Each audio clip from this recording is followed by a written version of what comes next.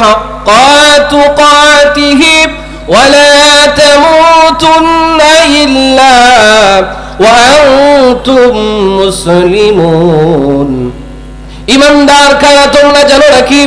ঈমানদার হলো তারা যারা ঈমান আনবে আর ঈমান নিয়ে কবরে চলে যাবে, তারা হলো ঈমানদার। আল্লাহ পাক ঈমানদারদেরকে ডাক দিয়ে উদ্দেশ্য করে বলে, ওই ঈমানদার, তুমি ঈমান আনলে এই ঈমানটাকে জীবনের সেই সময় পর্যন্ত আঁকড়ে ধরে রাখতে হবে। তুমি যদি ঈমান নিয়ে যদি মিথ্যা কথা বলো, ঈমান নিয়ে তুমি যদি বেঈমানি করো, ঈমান নিয়ে তুমি যদি মিথ্যা সাক্ষী দাও, ঈমান নিয়ে তুমি যদি কাউকে ফাঁসানোর চেষ্টা করো, কাউকে যদি জোর করে কয়েদ করার চেষ্টা করো, তাহলে তোমার ঈমানটার ঈমান থাকে না, ঠিক কি না? তুমি মুসলমান দাবি করছো, তবে তোমার মুসলমানিত্ব নাই।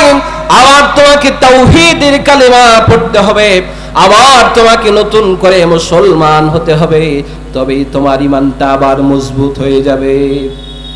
সম্মানিত হাজিরিন, বুজুর্গানে দিন একটা ইতিহাস মনে পড়ে গেল আমার।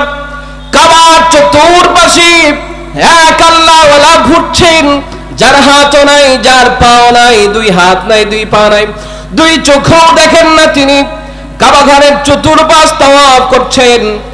আর আল্লাহর ওলি হযরত জুবায়ের রাদিয়াল্লাহু তাআলা আনহু ওইখানে চলে গেলেন। যাওয়ার পরে হযরত জুবায়ের তাকে জিজ্ঞাসা করলো, কি ব্যাপার, তোমার হাতও নাই, পাও নাই, তারপরে তুমি কাবা ঘরের পাশে মাকাম ইব্রাহিম ধরে ধরে কান্দো কেন, কি ব্যাপার? তিনি বললেন, ভাই, আমি মাকাম ইব্রাহিম ধরে ধরে কান্দি কারণ ব্যাপার হলো একটা, আজ থেকে বহু বছর আগে আমার পিতা ইন্তেকাল করেছেন। মা আমাকে লালন পালন করেছে। যেই সময় মা আমাকে লালন পালন করলেন, সেই সময় আমার মা আমাকে জঙ্গলে নিয়ে যেতেন, কাঠ কাটতেন। আমার মা কাঠ কাটা অবস্থায় আমার মা আমাকে লালন পালন করলেন, বিয়ে শাদী দিয়ে দিলেন। হুজুর, আমি নিজে জঙ্গলে গিয়ে কাঠ কাটি, বাজারে গিয়ে কাঠগুলো বিক্রি করতাম। হুজুর, হঠাৎ করে একদিন বিবিকে বললাম, বিবি রে, আজকে আমার জন্য খানা রান্না করবে। সন্ধ্যাবেলা বাসায় ফিরে বিবিকে জিজ্ঞাসা করলাম, বিবি, আজকে খানা রান্না করো নাই কেন? বিবি আমাকে জবাবে বলল, স্বামী আমার, তোমার জন্য খানা রান্না করি না একটা মাত্র কারণ, তোমার মা যতদিন পর্যন্ত থাকবে ততদিন পর্যন্ত তোমার জন্য কোনো খানা বরাদ্দ থাকবে না। এই কথা বলা মাত্র হুজুর প্রচন্ড রাগ হলো, আমার গুসা হয়ে গেল।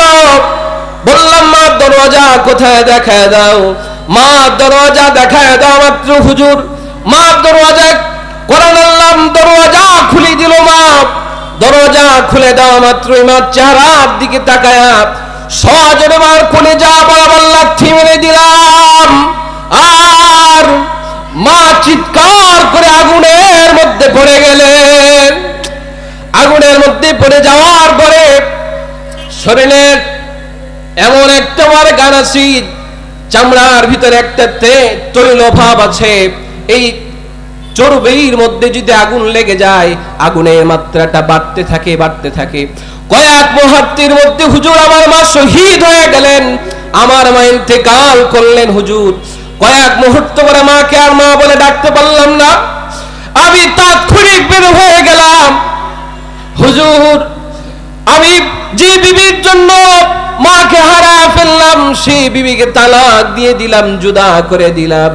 বিবিকে জুদা করে দেওয়ার পরে, তালাক দিয়ে দেওয়ার পরে হুজুর তওবা করলাম, জোরে জোরে তওবা করলাম। আস্তাগফিরুল্লাহ রাব্বি মিন কুল্লি যামবি ওয়া আতুবু ইলাইহি লা হাওলা ওয়ালা কুওয়াতা ইল্লা বিল্লাহ। হুজুর তওবা করলাম, আমার মনে শান্তি হলো না। তারপরে হুজুর আমি কাবা ঘর জিয়ারতের সিদ্ধান্ত গ্রহণ করলাম।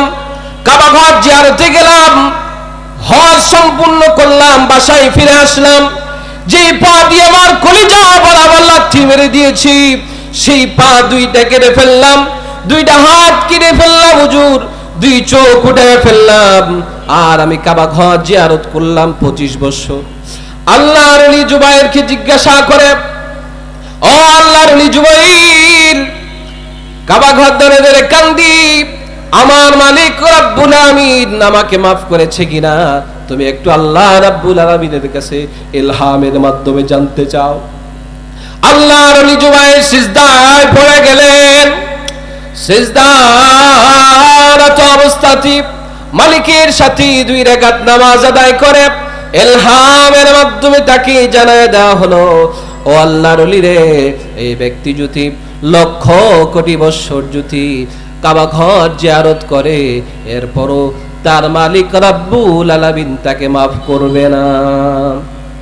কষ্ট দিয়েছে মাকে, হত্যা করেছে মাকে, তার মা যতক্ষণ পর্যন্ত তাকে না মাফ করবে, সৃষ্টিকর্তা রব্বুল আমিন তাকে মাফ করতে পারে না, তাকে মাফ করবে না।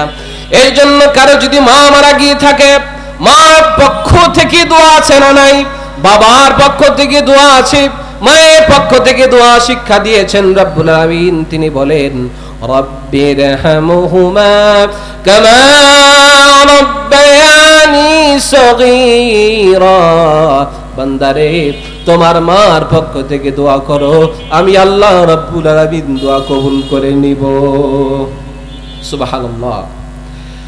আল্লাহ রব্বুল আলামিন ওই ব্যক্তির দোয়া কবুল করবেন না যেই ব্যক্তি আল্লাহ রাব্বুল আমিনের কাছে মাফ চাইবে, আবার বান্দাকে কষ্ট দিবে, আল্লাহর কাছে মাফ চাইবে, আবার আল্লাহর আইন লঙ্ঘন করে কেউ যদি মানুষের কাছে মাফ চায়, আল্লাহ ওই বান্দাকেও মাফ করে না। নামাজ পড়ে না, রোজা রাখে না, হজ করে না, যাকাত দেয় না, আবার ওই ব্যক্তি মাফ চাই, ওই ব্যক্তির সন্তান চাওয়ার কথা কেবলমাত্র আল্লাহর কাছে, সন্তান আল্লাহর কাছে না চেয়ে, মাফ আল্লাহর কাছে না চেয়ে, ওই সন্তান ওই আল্লাহর বান্দা মাফ চাই, মাজারে গিয়ে বলে, বাবা তুমি মাফ করে দাও, বাবার কাছে গিয়ে মাফ চায়। ওই ব্যক্তি যদি কিয়ামত পর্যন্ত মাফ চাই, ওই ব্যক্তি যতবার মাফ চাইবে ততবার ওই ব্যক্তির আমল নামায় শিরকের গুনাহ লিপিবদ্ধ হতে থাকবে।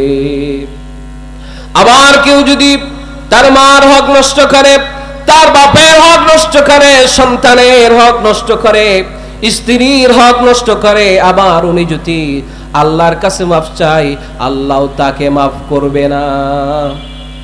বান্দার কাছেই মাফ নেওয়া লাগবে। ফাল্লা ইয়ারহামুন নাস মাল্লা ইয়ারহামুন নাস। যেই বান্দা বান্দাকে ক্ষমা করে, আল্লাহ ওই বান্দাকে ক্ষমা করে দেয়। আর যে বান্দা বান্দাকে ক্ষমা করে না, আল্লাহ ওই বান্দাকে ক্ষমা করেন না কখনো।